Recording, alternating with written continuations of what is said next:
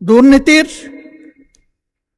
পৃষ্ঠপোষক যদি এই সংসদ না হয়, আমি অ্যাবসলিউটলি কনফিডেন্ট বাংলাদেশ থেকে দুর্নীতি কানে ধরে বিদায় নেবে। স্বাভাবিকভাবেই একতরফের সদিচ্ছায় কিছু হবে না, এখানে সকলের সদিচ্ছা থাকতে হবে। আপনি যখন একজনকে পেইন দিবেন, অন্তত সমপরিমাণ পেইন সহ্য করার জন্য আপনাকে প্রস্তুত থাকতে হবে। এটা তো কোনো ভালো জিনিস হবে না। আলহামদুলিল্লাহ রাব্বিল আলামিন ওয়াসসালাতু ওয়াসসালামু আলা রাসূলিহিল কারীম ওয়া আলা আলিহি ওয়া সাহবিহি ওয়া আহলি বাইতি আজমাইন।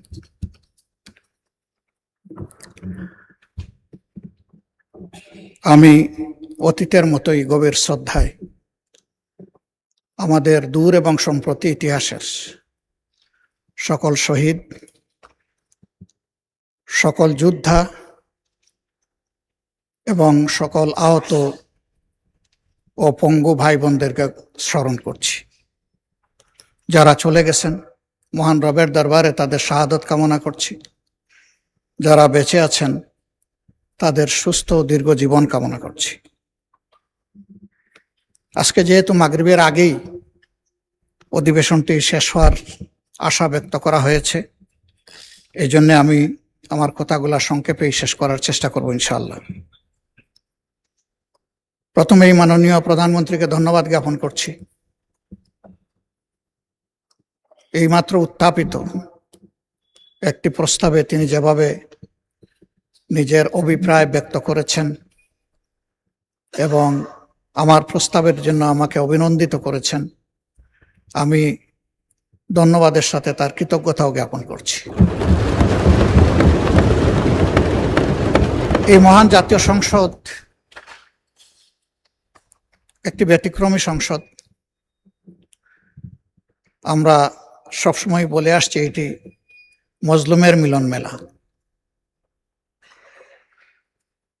এই সংসদটা যত সুন্দর হয়ে চলবে, বাংলাদেশের মানুষের অন্তর থেকে তত হতাশা দূর হবে, আস্থা বৃদ্ধি পাবে এবং দেশ গড়ার কাজে সকলে এগিয়ে আসার অনুপ্রেরণা পাবে। আমি এই মহান সংসদের অভিভাবক হিসাবে মাননীয় স্পিকারের প্রতি বিনয়ী অনুরোধ করব যে আপনার অভিভাবকত্বের জায়গাটা আপনি সুদৃঢ় করুন। আমাকে ক্ষমা করবেন, আমি আপনাকে দুর্বল দেখতে পাচ্ছি। আমি চাই আপনি বলিষ্ঠ কমান্ডার হয়ে, অভিভাবক হয়ে এই সংসদ চালাবেন। নীতিবিধির জায়গাগুলো যতদূর সম্ভব পরিপালনে আপনার চেষ্টাকে আপনি ম্যাক্সিমাইজ করবেন। এইমাত্র অতি গুরুত্বপূর্ণ একটি বিল পাশ হলো। এই বিলটা তো দেশের স্বার্থে, সকলের প্রয়োজন, দেশের উন্নয়নের জন্য প্রয়োজন, বেকারত্ব দূর করার জন্য প্রয়োজন, কর্মসংস্থান সৃষ্টির জন্য প্রয়োজন, অর্থনীতির চাকাকে সচল করার জন্য প্রয়োজন। সেই বিলটা মনের মতো করে আমরা অংশগ্রহণ করতে পারলাম না বলে আমাদের আক্ষেপ থেকে গেল। আমরা তো চাই যে এইগুলাতে আমরা মনের মতো করে অংশগ্রহণ করি।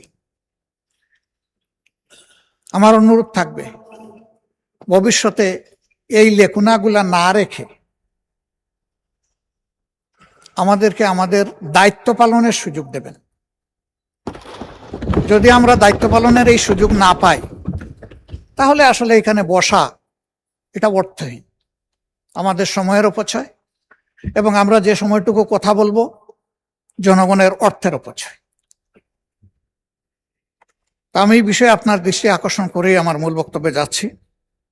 প্রথমেই সম্প্রতি বন্যায় ভূমিধস এবং পানিতে ডুবে যাদের মৃত্যু হয়েছে, আমার জানা মতো এই সংখ্যাটি ৩৫। আমি তাদের প্রতি, তাদের পরিবারের প্রতি শোক এবং সমবেদনা জ্ঞাপন করছি এবং মরহুমাদের আত্মার মাগফিরাত কামনা করছি। এবারকার বন্যায় 4টি বিভাগ ক্ষতিগ্রস্ত হলেও সবচেয়ে ক্ষতিগ্রস্ত বিভাগের নাম হচ্ছে চট্টগ্রাম, এবং মানুষ যা মারা গিয়েছে ওখানে ওই একটা বিভাগেই সব।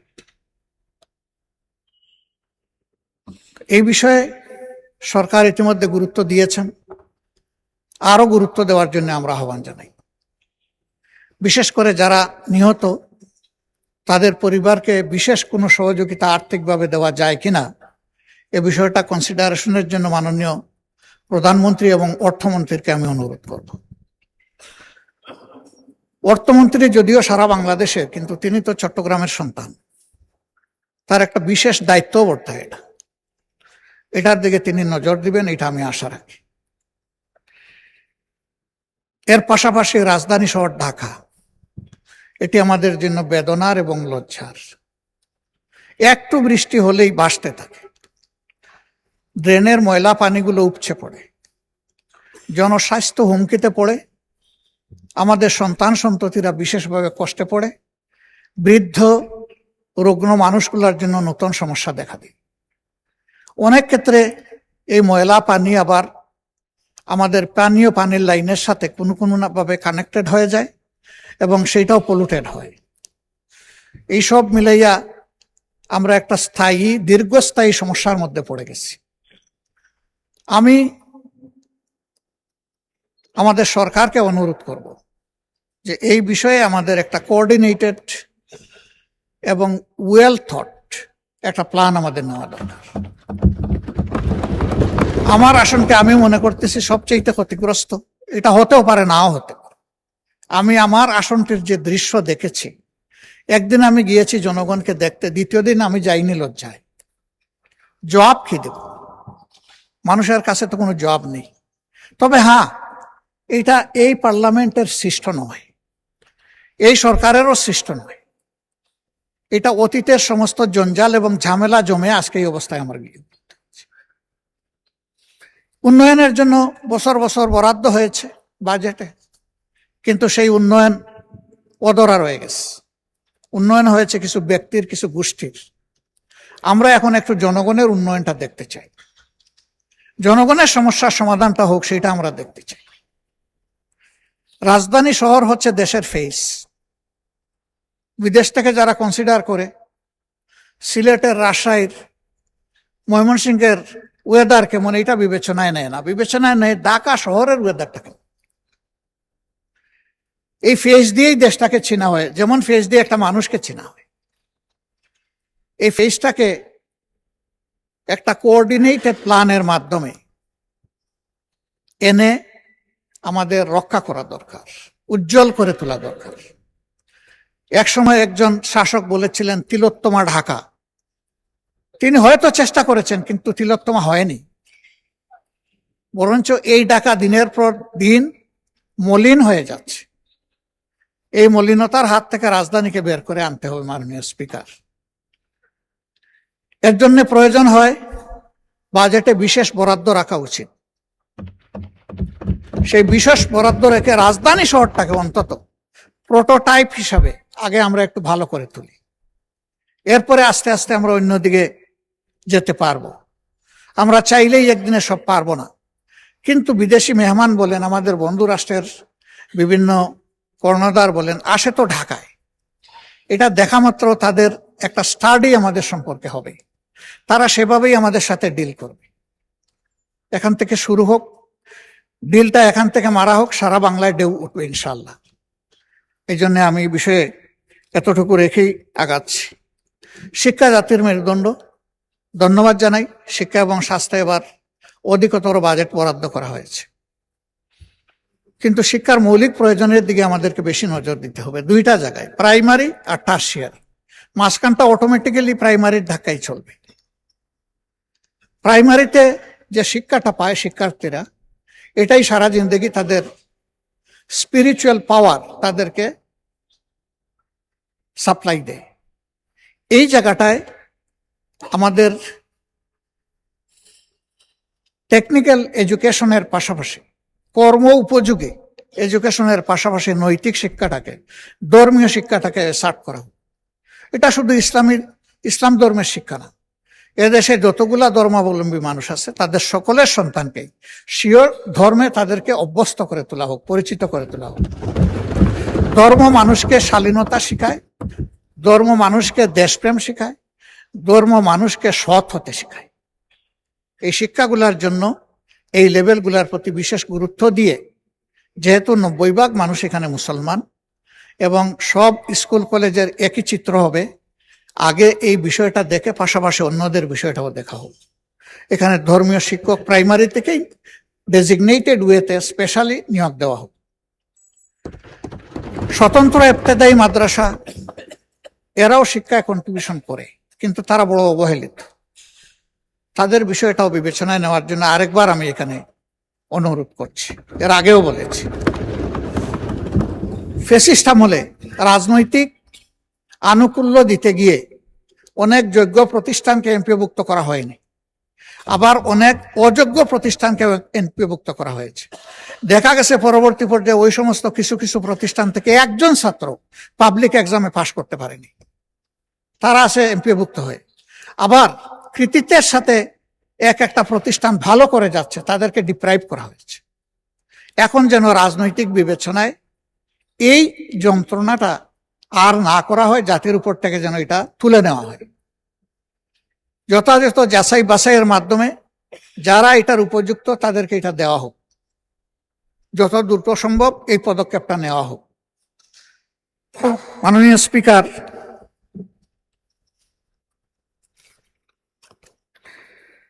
আমরা এই সংসদে এসেছি জনগণের ম্যান্ডেট নিয়ে। সরকারি দলে বেশিরভাগ লোক, এই জন্যই তো সরকারি দল। বিরোধী দলের সংখ্যাটা কম, তাই বলেই তো আমরা বিরোধী দল। কিন্তু সবাই জনগণের নির্বাচিত প্রতিনিধি। দুটা জিনিস এখানে আমরা গভীর উদ্বেগ, বিস্ময় এবং কষ্টের সাথে লক্ষ্য করছি। নাম্বার 1, ইতিমধ্যে এই সরকারের গৃহীত বিভিন্ন আর্থিক পদক্ষেপের মধ্যে আমরা যারা বিরোধী দলীয় সদস্য, আমাদের প্রতি ইনসাফ করা হয়নি।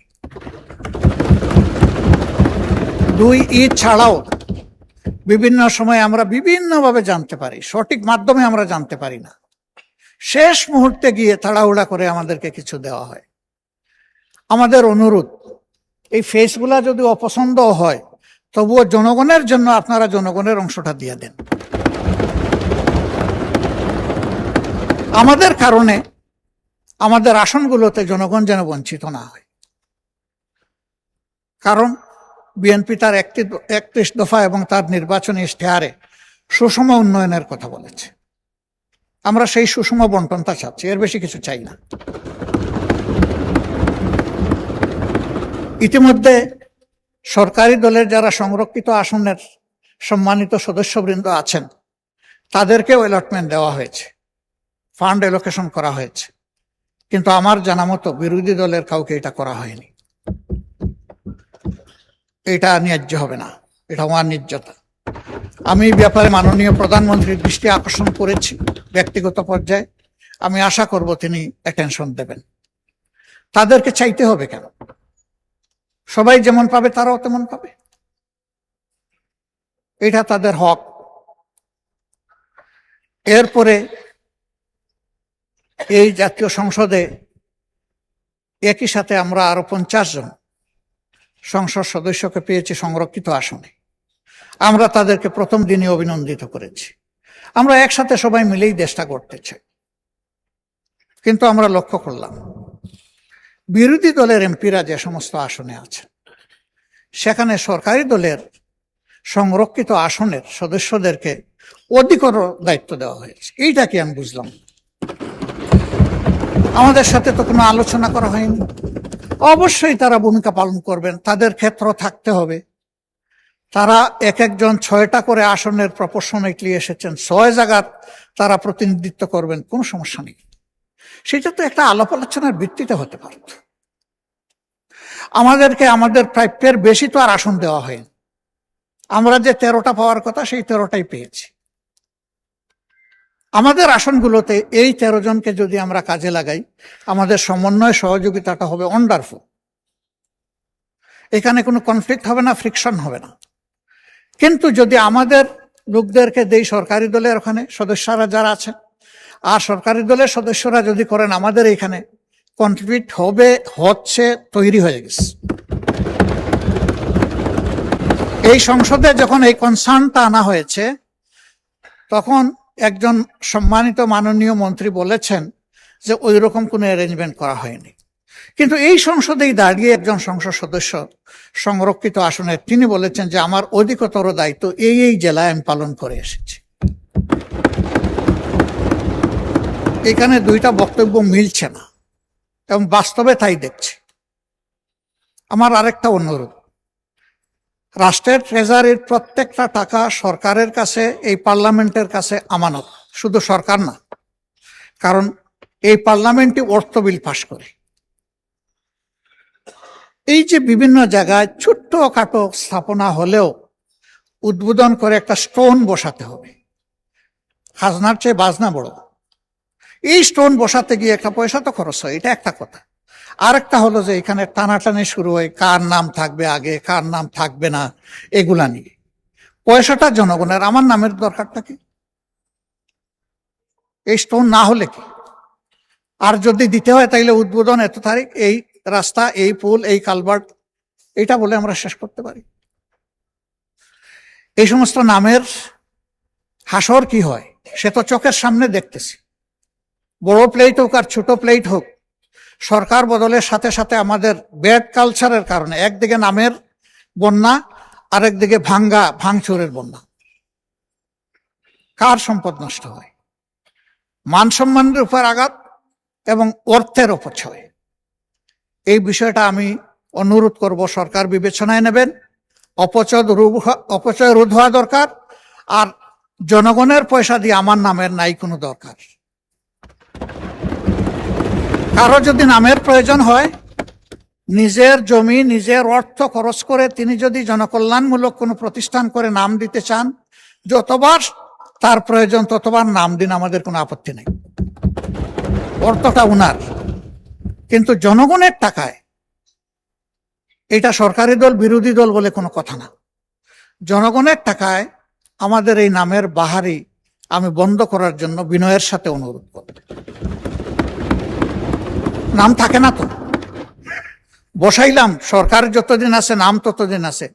এই সরকার বদল হয়ে গেল, নামও বদল হয়ে যায়। বিশাল বিশাল স্থাপনার নাম বদল হয়ে গেছে এই দেশে, এবং এই নাম বদল করতে গিয়ে শত শত কোটি টাকা অপচয় হয়েছে। আমাদের আন্তর্জাতিক একমাত্র বিমানবন্দরের সাক্ষী, এরকম আরো অনেকগুলা ঘটনা আছে। তো আমি এই বিষয়টাও কগনিজেন্সে নেওয়ার জন্য সরকারকে আমি বিনয়ের সাথে অনুরোধ করব।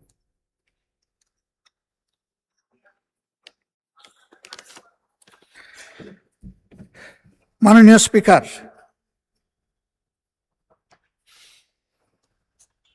আমরা এই সংসদে প্রথম দিন অনুরোধ করেছিলাম যে অতীতের খারাপ সংস্কৃতি থেকে আমরা বের হয়ে আসব। এখানে আমরা অবশ্যই সমালোচনা করব, কিন্তু এটা হবে সংসদের ব্যাকরণকে অনুসরণ করে, এটাকে লঙ্ঘন করে না। আলহামদুলিল্লাহ, আমি প্লিজড, আমি পার্শিয়ালি কনভিন্সড, যথেষ্ট উন্নতি হয়েছে। কিন্তু কিছু কিছু ভাইরাস এখনো আমাদের মাঝে ক্রিয়াশীল আছে, এটাও দূর হয়ে যাক দোয়া করি। আমাদেরকে অনেক কিছু বলা হচ্ছে, বিভিন্ন দিক থেকে আমাদেরকে নেগেটিভলি ক্রিটিসাইজ করা হচ্ছে যে আপনারা এত ভদ্র কেন, এত পজিটিভ কেন, এত নমনীয় কেন, আপনারা গরম করতে পারেন না? গরম করার জন্য তো চুলা আছে, এটাকে গরম করে কি করব? কিছু পাক করতে হলে চুলায় বসাবো, এখানে কেন? এটা যুক্তি বুদ্ধির আইনের জায়গা, এটা বিধি অনুসরণের জায়গা। এটা আমরা এটা করে এখানে চলি, তবে এটা একতরফা হবে না। এক ভদ্রলোককে জিজ্ঞেস করা হলো বিয়ে শাদী করবো না, বলে যে 50% কনফার্ম। বলে এটা কি বুঝলাম না। বলে যে পাত্রী আমার দারুণ চয়েস হয়েছে। তো প্রস্তাব দিয়েছে, কয় জি না। তো প্রস্তাব দিল না, তো 50% কনফার্ম হলো কেন? বলে যে আমি তো পছন্দ করেছি। এখন ওইদিকে প্রস্তাব যাওয়ার পরে যদি ওরা বলে নো, তাহলে 100% নো। স্বাভাবিকভাবেই একতরফের সদিচ্ছায় কিছু হবে না। এখানে সকলের সদিচ্ছা থাকতে হবে। এই সদিচ্ছার ক্ষেত্রটা তৈরি করা আমাদের সকলের পবিত্র নৈতিক দায়িত্ব। আসুন না, আমি আবারও বলি যে একটা পার্লামেন্ট এমন করি যে এই পার্লামেন্টে যুক্তি থাকবে, একে অন্যের সমালোচনা থাকবে, কিন্তু এটার মধ্যে আমরা যেন সীমা লঙ্ঘন না করি। কাউকে পেইন দেওয়া, খোঁটা দেওয়া, অবভিয়াসলি আপনি যখন একজনকে পেইন দিবেন, অন্তত সমপরিমাণ পেইন সহ্য করার জন্য আপনাকে প্রস্তুত থাকতে হবে। এটা তো কোনো ভালো জিনিস হলো না। আমরা এই কালচারটা ত্যাগ করে এখান থেকে বের হয়ে আসা উচিত। মাননীয় স্পিকার, বাংলাদেশে যেদিকে যাবেন সেদিকেই আপনি সমস্যার কথা শুনবেন। সমস্যার কোনো অন্ত নাই। আমাদের সড়কগুলা পড়ে আছে অনেক দিন ধরে, কাজ চলছে, শেষ হবে কখন কেউ জানে না। তারা আশায় বুক বেঁধে আছে যে এক সময় শেষ হবে, কিন্তু শেষ হওয়ার আগেই দেখা যাবে আরেক জায়গায় ভেঙে গেছে। তো এই জায়গাগুলা এবার মাননীয় অর্থমন্ত্রী মহোদয় আমাদেরকে আশ্বস্ত করেছেন যে আর্থিক খাতে শৃঙ্খলা ফিরে আনা, এটা সরকারের প্রথম অগ্রাধিকার। আমরা এই জিনিসটা দেখতে চাচ্ছি। আমরা দেখতে চাই এই পার্লামেন্ট থেকে শুরু করে সর্বত্র এটার প্রতিফলন ঘটছে। ব্যাংক, বিমা সেক্টর, কর্পোরেশন, স্টক মার্কেট, সব জায়গায় একটা শৃঙ্খলা ফিরে আসছে, এটা দেখতে চাই। এখন যিনি অর্থমন্ত্রী, তিনি একসময় চিটাগাং স্টক এক্সচেঞ্জের চেয়ারম্যান ছিলেন। সেই সময় আমারও ছোট্ট একটা হাউস ছিল, একটা মেম্বারশিপ বা ব্রোকারেজ ছিল আমার। ঢাকা স্টক এক্সচেঞ্জ অটোমেশনে যাওয়ার আগে চিটাগাং এক স্টক এক্সচেঞ্জ তার নেতৃত্বে অটোমেটেড হয়েছিল। তিনি একজন ডাইনামিক মানুষ, তিনি চাইলে পারবেন, এই আস্থা আমাদের আছে। কিন্তু সমস্যা এক জায়গায়, এটা সরিষার মধ্যে। ওই সরিষাগুলাকে পুড়িয়ে ফেলতে, ওই সরিষাগুলা ক্রাশ করে তেল বের করে সমাজে বিক্রি করে বন্টন করে দিতে হবে। এই সরিষার নাম হচ্ছে দুর্নীতি। দুর্নীতির পৃষ্ঠপোষক যদি এই সংসদ না হয়, আমি অ্যাবসলিউটলি কনফিডেন্ট বাংলাদেশ থেকে দুর্নীতি কানে ধরে বিদায় নেবে। কিন্তু আমাদের যদি আশ্রয় প্রশ্রয় থাকে, লাইকিং ডিসলাইকিং এইগুলা যদি ক্রিয়াশীল থাকে, দুর্নীতি বাংলাদেশ থেকে বিদায় নেওয়ার কোনো কারণ নেই। কেউ দায় দেন আমলাদেরকে, কেউ দায় দেন ব্যবসায়ীদেরকে, কেউ দায় দেন রাজনীতিবিদদেরকে। আমি বলি যে দায় আমাদের সবার, কারো একার নয়। একা কোনো সেক্টরকে আলাদাভাবে দুর্নীতিমুক্ত করা অসম্ভব। এর একটা সমন্বিত উদ্যোগ লাগবে, একটা জায়গা লাগবে। মাননীয় প্রধানমন্ত্রী বলেছেন দুর্নীতি থেকে টুটি চেপে ধরবেন। আমরা আপাতত চাচ্ছি দুর্নীতির হাত চেপে ধরেন এবং হাতের মধ্যে কড়া লাগাই দেন, হ্যান্ডকাপ পরাই দেন, দিয়ে বলেন যে আর বাড়াবাড়ি করলে পায়েও তোমাকে ক্রস বেড়ি লাগাই দেব। এরপরে যদি আর বাড়াবাড়ি করো তাইলে ঠিকই মুখে তালা দিয়ে দেব। তখন টুটি চেপে ধরা হবে ইনশাল্লাহ। এই ক্ষেত্রে যদি এই দুর্নীতির সাথে আমি কিংবা এখানকার কেউ জড়িত থাকে, কাউকেই ছাড় দেওয়া উচিত নয়। আমি পার্টিকুলারলি কাউকে এটার দ্বারা মিন করছি না, আমি এটার কালেকটিভ রেসপন্সিবিলিটি আছে বলে আমি মনে করি। দুর্গন্ধযুক্ত বাতাস বইছে আর আমি ফিনফিনা গাড়ির ভিতরে বসে আছি, কিছু হলেও ওই ছিদ্রপথে এসে আমার নাকেও ঢুকবে সেই দুর্গন্ধ। এটাই স্বাভাবিক। এই জন্য আমরা কেউ নিজেকে ফিরিস্তা দাবি করতে পারি না। আমরা ভুলের ঊর্ধ্বে, আমরা সব অপরাধের ঊর্ধ্বে, এ দাবি জীবনে আমি করব না এবং আমি মনে করি কারোই করা উচিত না। কিন্তু নিজের ভুলটাকে বোঝা হচ্ছে সবচেয়ে বড় যোগ্যতা। এটা আমার ভুল, এইটা বুঝে যারা প্লে করবেন আলহামদুলিল্লাহ তারা ভালো করবেন। যারা এটা বুঝতে ব্যর্থ হবেন তারা সমাজের জন্য ভালো কিছু করতে পারবেন না। মাননীয় স্পিকার, কথা বলতে গেলে অনেক কথা আছে, এর কোনো শেষ নাই। জুলাই সংক্রান্ত যে কথাগুলো আমরা গতকাল বলেছি, আজকে একটাও আমি আর রিপিট করতে চাই না। এই সংসদ শুনেছে, আবার শোনার দরকার নাই। আমাদের প্রত্যাশা, আমরা সরকারি দল থেকেও বলছি জুলাই আমাদের, বিরোধী দল থেকেও বলছি জুলাই আমাদের। তাহলে এই জুলাইটা যেন সত্যিকারেই আমাদের হয়, সেটা আমরা দেখতে চাই।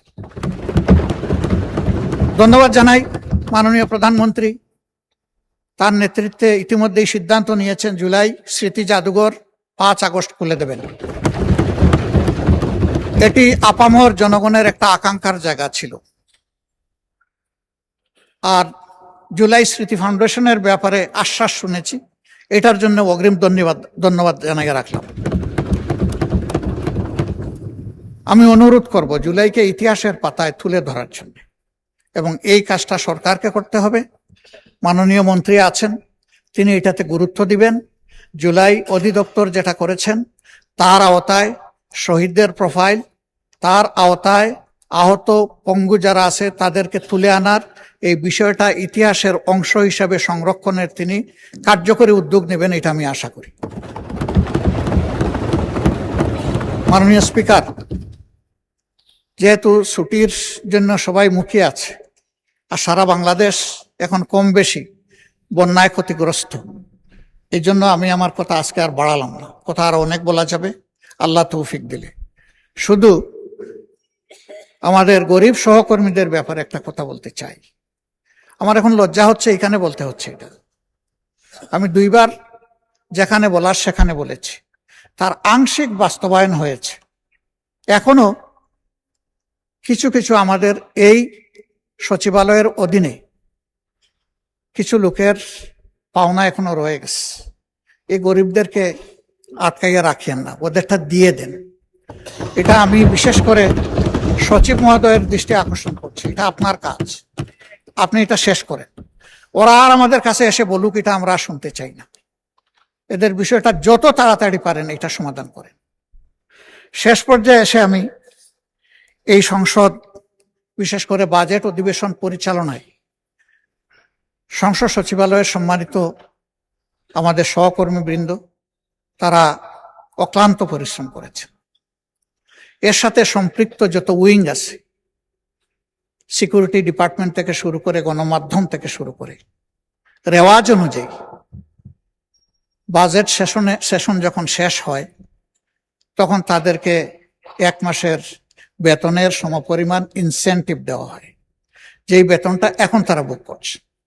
সমস্ত কর্মকর্তা এবং কর্মচারীবৃন্দ যারাই আছেন, তারা রেগুলার বেসিসে থাকুন অথবা অ্যাডহক বেসিসে থাকুন, যেভাবেই থাকুন, তাদের সকলের জন্য আমি প্রস্তাব করছি এটা যেন বরাদ্দ করা হয়, তাদেরকে দেওয়া হয়।